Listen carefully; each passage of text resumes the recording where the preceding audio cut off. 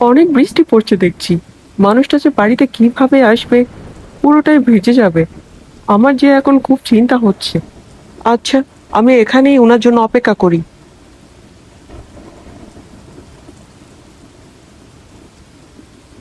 তুমি এসেছো? তোমার জন্য আমার কত চিন্তা হচ্ছে। এত জোরে বৃষ্টি পড়ছে, তার মধ্যে তুমি আবার দোকানে, কিভাবে যে ঘরে আসবে তার চিন্তা আমি মরে যাচ্ছি। তা আমার জন্য যখন তোমার এতই চিন্তা হচ্ছিল, ছাতা নিয়ে দোকানে যাওনি কেন? দোকানটা তো এখান থেকে 2 মিনিটের পথ। ও, সেটা তো মাথায় আসেনি গো। যদি মাথায় আসতো তাহলে আমি অবশ্যই ছাতা নিয়ে তোমার দোকানে যেতাম। আর তুমিও তো আমাকে বলনি। আসলে বৃষ্টি তো আমাকে বলে কয়ে আসেনি। তাই তো, বৃষ্টি যদি আমাকে আগে থেকে বলতো যে এই সময়ে বৃষ্টি পড়বে, তাহলে আমি তোমাকে আগে ভাগে বলে রাখতাম। তা আমি না হয় ঘরের বাহিরে ছিলাম, কিন্তু তুমি ঘরে থেকে বাইরে এসে বৃষ্টিতে ভিজছো কেন? তুমি ঘরে কিভাবে পৌঁছাবে সেটা চিন্তা করতে করতে বাইরে যে কখন আসলাম মনেও নাই। হ্যাঁ গো, তাড়াতাড়ি ঘরে চলো, বৃষ্টিতে পুরো ভিজে যাচ্ছ।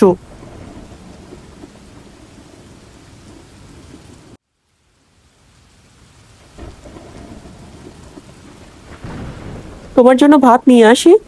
তোমার নিশ্চয়ই ক্ষুধা লেগেছে। তোমার যদি মনে হয় আমার ক্ষুধা লেগেছে, তাহলে নিয়ে আসো ভাত। আমি এই ভেজা কাপড়গুলো নিয়ে ভাত খেয়ে নিই। আমার জন্য একটা গামছা নিয়ে আসো আগে।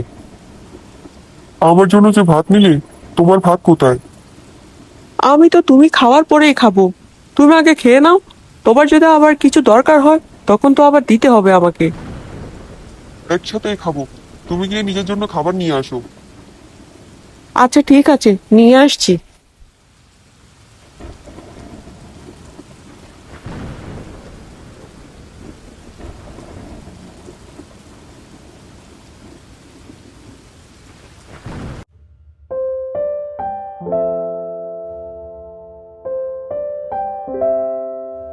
বৌদি, রমেশ দাদা এই বাজারগুলো পাঠিয়েছে।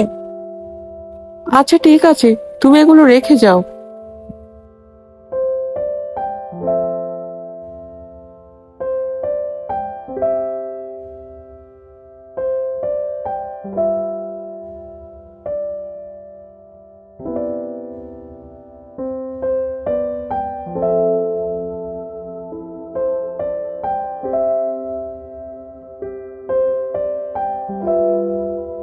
কি গো ললিতা, ঘুম থেকে ওঠো, এবার আমাকে খাবার দাও, ক্ষুধা লেগেছে।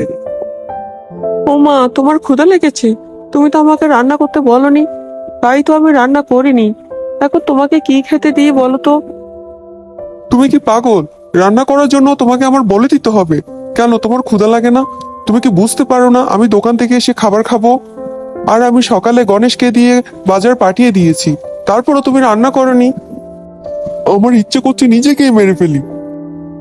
হে ঈশ্বর, আমি কাকে বিয়ে করেছি, এরকম বোকা মেয়ে।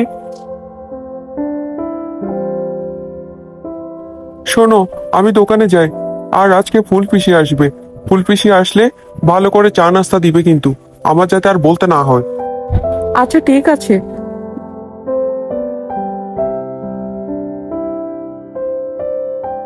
আমার নাস্তা বানানো শেষ।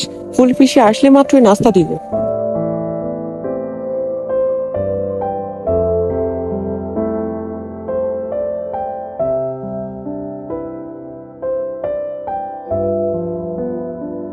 কে গো বৌমা, রোদের মধ্যে দাঁড়িয়ে আছো কেন? আর কেমন আছো তোমরা? আমরা অনেক ভালো আছি পিসিমা। তুমি এবার ঘরে চলো, তোমাকে নাস্তা দিব।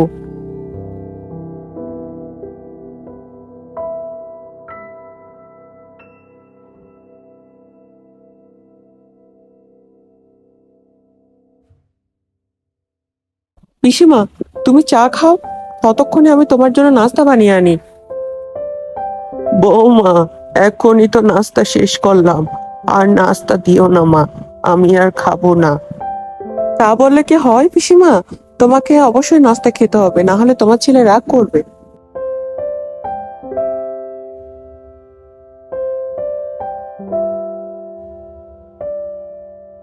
ও পিসিমা, ভাত খেয়েছো? আর তুমি সাবধান নিয়ে আসতে পেরেছো তো? হ্যাঁ রে বাবা, আসতে পেরেছি, কোনো সমস্যা হয়নি।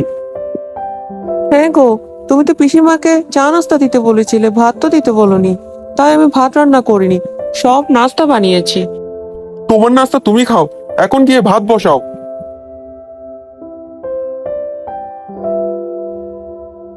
হ্যাঁ রে, বউয়ের সাথে এইভাবে কথা বলিস না। বউটা অনেক ভালো, সহজ সরল, একটু কম বুঝে ঠিকই, কিন্তু বুঝিয়ে বললে সবই বুঝে। আর হ্যাঁ, তোর বউ কিন্তু অনেক লক্ষ্মী, বুঝতে পারবি একদিন তুই। এটা কি ললিতা দেবীর বাড়ি? আসলে আমি শহর থেকে এসেছি, ওনাকে একটা খাম দেওয়ার আছে। আমি ললিতার স্বামী। কিসের খাম আমাকে বলা যাবে? ললিতা দেবী গত 6 মাস আগে একটা গানের কম্পিটিশনের নাম দিয়েছিল, আর সেখানে গানও করেছিল। সে সেখানে প্রথম স্থান অধিকার করে, আর আমরা তাকে তার প্রাপ্য পুরস্কারটা দেওয়ার জন্য অনেকদিন অপেক্ষা করেছি, কিন্তু তার সাথে কোনোভাবে যোগাযোগ করা হয়নি। পরে তার পরিবারের সাথে কথা বলে জানতে পারলাম ওনার বিয়ে হয়ে গেছে, তাই আমরা সরাসরি এখানেই এসেছি। আরে ললিতা দেবী, আপনার জন্য আমরা অনেকদিন অপেক্ষা করেছি। আপনারা এত দূরে এত কষ্ট করে এসেছেন, তার জন্য অনেক ধন্যবাদ।